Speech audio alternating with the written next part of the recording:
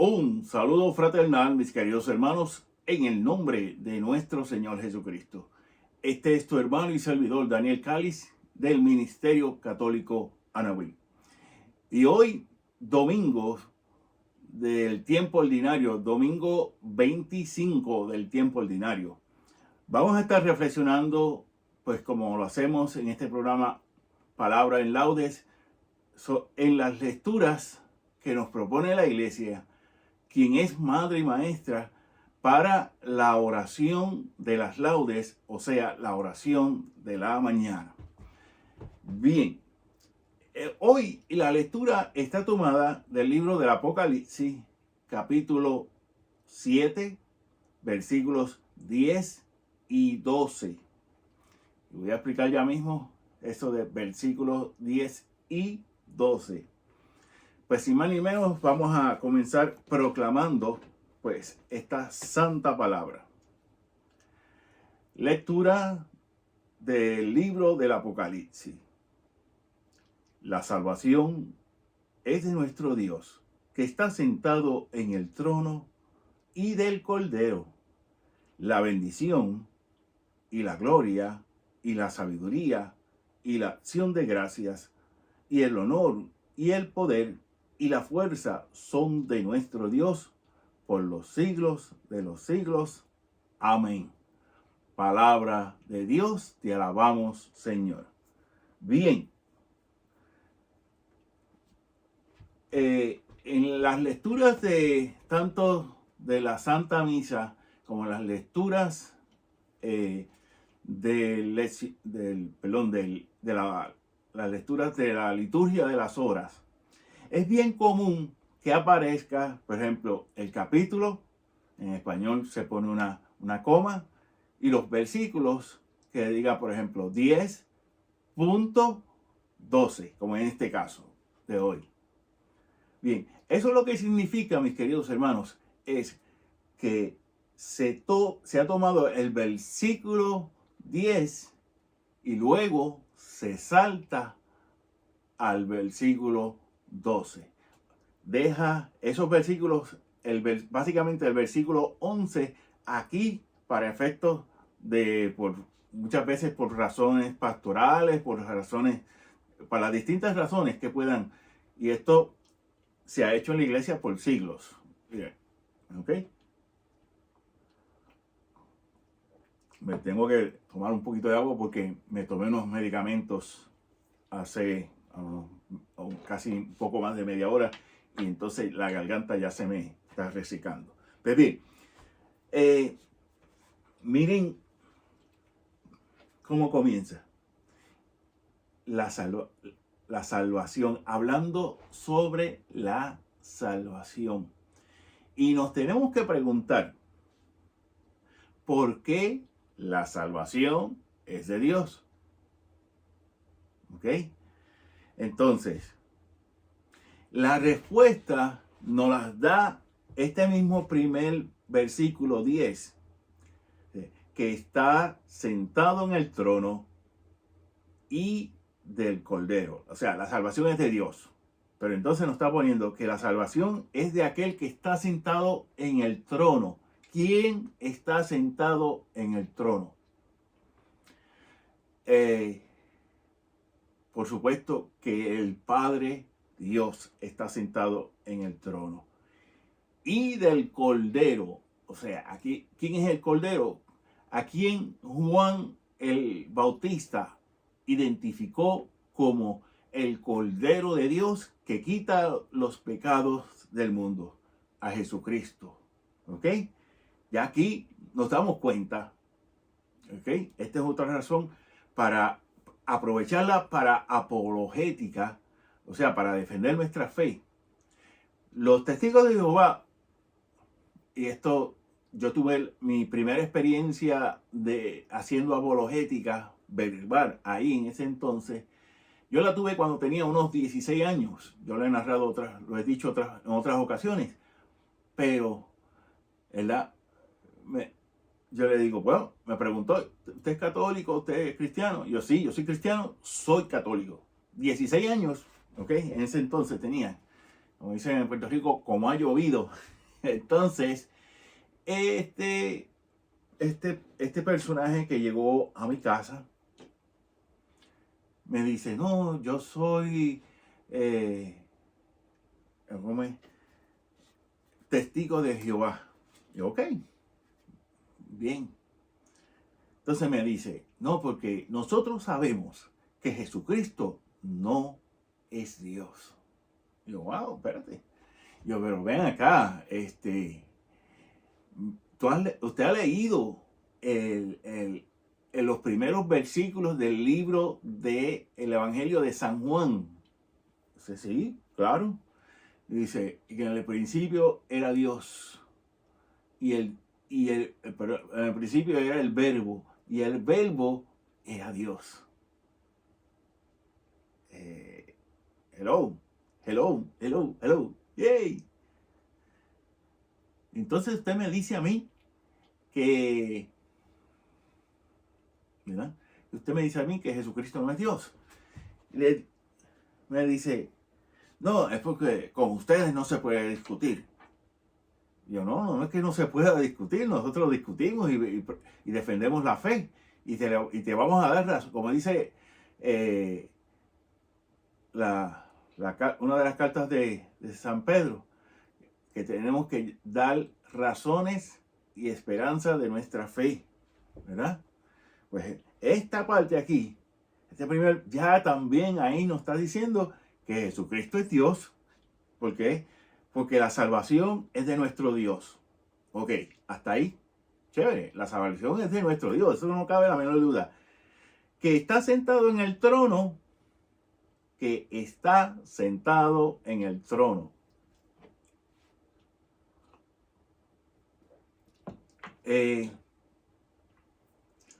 Y del Cordero, o sea, y del Hijo, y de su Hijo, a quien todos conocemos como el Cordero de Dios. Bien. Nos sigue, déjeme buscar aquí que estaba.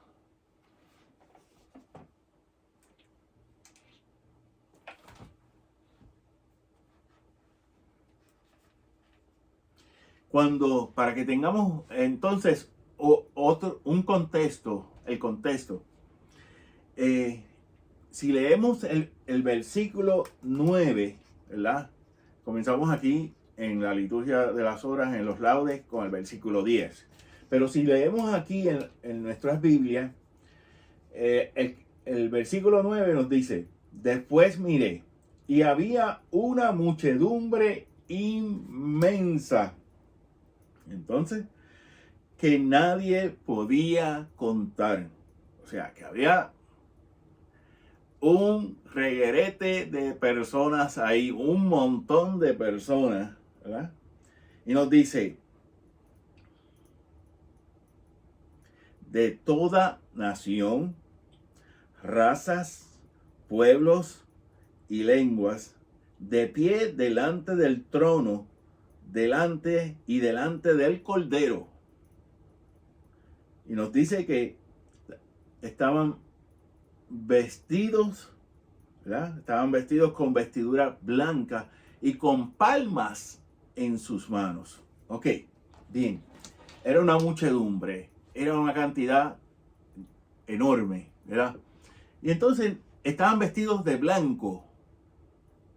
Y ese color blanco es bien importante aquí, porque ahí se está representando la salvación y también ya en su contexto más amplio, más extenso, el reino de Dios.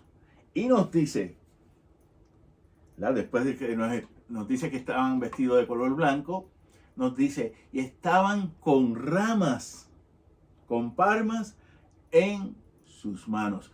Esto, mis queridos hermanos, nos tiene que hacer recordar, ¿verdad? Nos tiene que hacer recordar la entrada de Jerusalén en el burrito, ¿verdad? Donde todo el pueblo, todas las personas que estaban allí en Jerusalén, los reconocen como rey. ¿Por qué? Porque esa era la costumbre de ponerle palmas, ponerle las ramas, ¿verdad? Para que el burrito pasara sobre, sobre las palmas. En otras palabras, mis queridos hermanos, estaban haciendo una alfombra natural con palmas, ramas, etcétera, ¿verdad? Y entonces, ese es el contexto aquí, en ese versículo 9, con palmas, entonces, y nos dice ya en la introducción del versículo 10, que no nos dice la lectura de las laudes, y gritaban con fuerte voz, ¿verdad? Y gritaban con fuerte voz, con una voz fuerte. Y entonces lo que estaban gritando es esa primera parte del versículo 10. La salvación es de nuestro Dios que está sentado en el trono y del Cordero. O sea, que ellos ahí en la Jerusalén celestial estaban reconociendo que que el Padre y el Hijo son un Dios, ¿verdad? El Padre y el Hijo son un Dios, pero es un Dios de poder, un Dios grandioso, omnipotente, omnisapiente y todas las características que le podamos poner a Dios, ¿verdad? Y entonces, ¿verdad? El versículo 11, y lo estoy tratando de leer para que tengamos la idea más amplia de lo que está sucediendo aquí. El versículo 11 nos dice: y todos los ángeles que están en pie alrededor del trono, los ancianos y los 4 vivientes se postraron delante del trono en rostro en tierra, adorando a Dios, diciendo: amén. Alabanza, gloria, sabiduría, acción de gracias, honor, poder y fuerza a nuestro Dios por los siglos de los siglos. Amén. Bien, mis queridos hermanos, aquí leí tanto el versículo 11 como el 12, ¿verdad? Y básicamente aquí nos los pone más o menos igual: la bendición y la gloria y la sabiduría y la acción de gracias y el honor y del poder y la fuerza son de nuestro Dios por los siglos de los siglos. Amén. Entonces, mis queridos hermanos, aquí hay que explicar algo bien importante. Tenemos aquí todos los personajes de este texto bíblico. Nos dicen aquí que están, además de todo el pueblo de Dios, todos los, ¿verdad? Nos dicen que están en pies alrededor del trono los ancianos. O sea, aquí está hablando, hermanos, de los presbíteros. Aquí no está hablando de viejitos como yo, no. Aquí está hablando de los presbíteros que tienen ese sacerdocio que emana del mismo Jesucristo.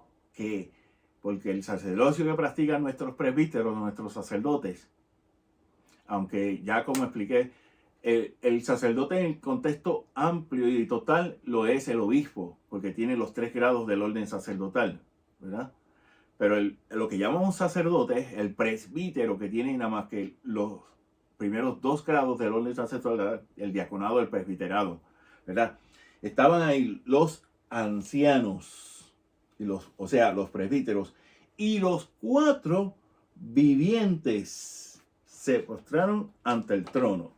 Vamos a explicar esto aquí de los 4 vivientes, porque muchos piensan que son arcángeles, otros piensan que son, amén, yo he escuchado infinidad de cosas de quiénes son los 4 vivientes. Miren, los cuatro vivientes, y esta es la explicación que dan dos padres de la iglesia. Uno es San Vitoriano y el otro es okay, y el otro es San Ambrosio. Y para que tengamos una idea, para que ya vayamos entrando, ¿verdad?, caminando en lo que nos están enseñando aquí los padres de la iglesia, a San Vitoriano, que fue obispo y mártir en el siglo III, se le considera como el primer exégeta latino, el primer experto en Biblia. Ese es un exégeta, un experto en Biblia. Yo no soy exégeta, que quede bien claro. Yo no lo soy. ¿Ok? Esos son los expertos en Biblia que tienen dos sacos, porque a veces tienen uno, no pueden tener uno, porque desde los años que llevan ahí estudiando la Biblia, ¿verdad?, un solo saco se le puede romper. Para que tengamos una idea, ¿verdad? Entonces, los cuatro vivientes, ¿verdad?, ¿verdad? Los cuatro vivientes que dirigen la liturgia celestial, ¿ok? Y aquí estamos hablando de la Eucaristía, de la acción de gracia, de la Santa Misa, de ese encuentro misionero, porque la misa y la palabra misa y la palabra misión tienen el mismo contexto, que es el de el ser enviado. Entonces, miren, los cuatro vivientes los cuatro vivientes es Jesús. Esos cuatro vivientes es Jesús. Y vamos a explicarlo porque se dice cuatro vivientes porque son cuatro distintos aspectos de nuestro Señor Jesucristo. Primero, nos representa como un león. Y el león, según explica San Vitoriano y también San Ambrosio de Milán, o sea, quien bautizase el maestro de San Agustín, para que tengamos una idea. San Ambrosio fue el maestro de San Agustín y fue quien lo bautizó, de hecho. Porque venció el león de la tribu, porque es quien vence. El león representa ese poder, ¿verdad? Entonces se representa a un novillo porque fue ofrecido en sacrificio. También se representa a un hombre porque Jesucristo es hijo del hombre. Recordemos que esa expresión hijo del hombre se recoge del libro del profeta Daniel, ¿verdad? Y se representa también con un águila, ya que subió al cielo. ¿Ok? León porque vence. Novillo porque es ofrecido en sacrificio. Hombre porque es el hijo del hombre. Y por último, águila porque es el que subió al cielo, ¿verdad? Esas son las cuatro, esa es la correcta interpretación de estos personajes, los cuatro vivientes, mis queridos hermanos, ¿verdad? Entonces, hoy, pues, sería bueno tomar conciencia de que Dios, el Señor, nos ha prometido esa salvación. Pero esa salvación no va a llegar así de fácil. No, hay que trabajarla, mis queridos hermanos. ¿Cómo trabajamos nuestra salvación? Primero, con una vida sacramental. Miren, domingo, a misa. Que me guste o no, a misa voy. No, aquí no es, el asunto no es que me guste o que no me guste. El asunto es que yo tengo que estar allí recibiendo la bendición y especialmente recibiendo la gracia que nos da cuando no estamos en pecado, la gracia que nos da el sacramento de la comunión, ¿verdad? El sacramento de la reconciliación, ¿verdad? Yo trato que no pasen no más de 3 meses para volver a confesarme. Eso es algo muy personal, claro está. Ustedes hermanos lo pueden hacer como mejores entiendan. Hay gente que se confiesa toda la semana. ¡Ey! Amén. ¿Sabes? Pues si se necesita. Hay ocasiones que yo me he confesado y ya en 3 días he tenido que regresar a confesarme de nuevo. Les tengo que decir y es la verdad, ¿verdad? Entonces, ¿qué, verdad? La salvación, el Dios que es de nuestro Dios, Dios nos da la salvación, pero hay que trabajarla. Ya dije, vida sacramental, con viviendo las 3 virtudes teologales, con esa fe, con la esperanza, que siempre van unidas, y con la caridad, que podríamos decir así, se mezcla con las 2 primeras, ¿verdad? Fe, esperanza y caridad. Ese amor hecho acción, eso es la caridad. Mucha gente piensa que la caridad es dar limosna. No, eso es simplemente un toquecito, una pizca de lo que es la caridad fraterna.